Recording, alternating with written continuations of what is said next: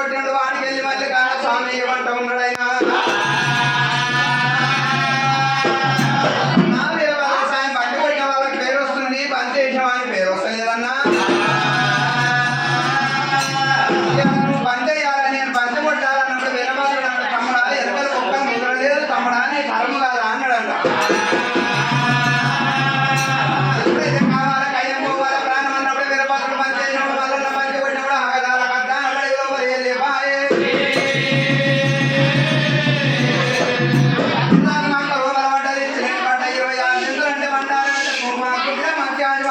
వచ్చింది. వాడికి వెళ్ళి వీరభద్రుడు ఏమన్నాడు, తమ్ముడా నీ తరముగా అంటే బంతి కొంచెం బంతి వెళ్ళిపోయింది, బంతి కూడా చూడ ప్రాణం పోవాలి చూడ మంత అన్నదో కాలే తమ్ముడా ఇక్కడనే పర్వతం మీద ఉండమని చెప్పిన భద్రస్వామి చెంద కొండల పట్నం మీద భద్రకాళి బ్రహ్మలు బలవాటి ఉండిపోయిన వాడయ్యండు. స్వామి చెట్టు పర్వతం మీద ఇంటి వేడి కవలు పవిడి ఎండు కవలు పట్టుకున్నాడు. మల్లన్న ఆడలాడుతున్నాడు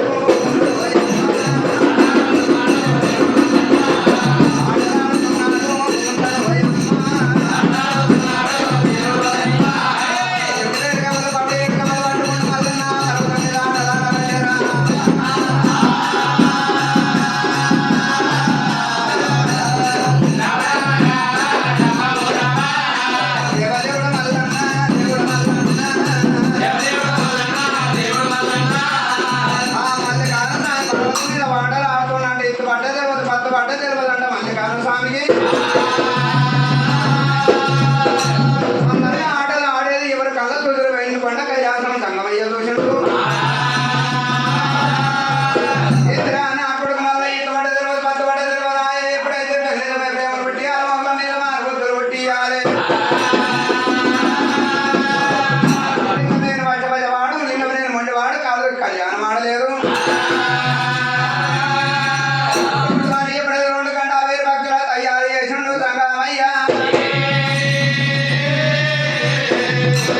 పర్వతం మీద ఎప్పుడైతే 2 గంట వేరు పక్కల వదిలిపెట్టినప్పుడు మా పక్కలు వచ్చినాయి అంట.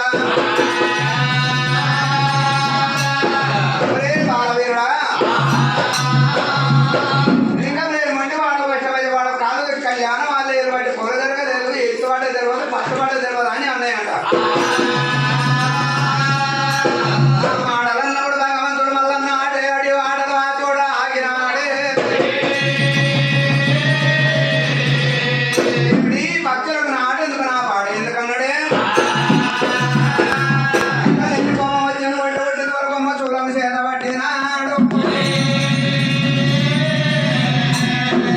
పర్వతం మీదకి వెళ్ళి భగవంతుడు మల్లయ్య భక్తులు ముంగల మల్లన్న ఎంకపోతూ ఉన్నాడు.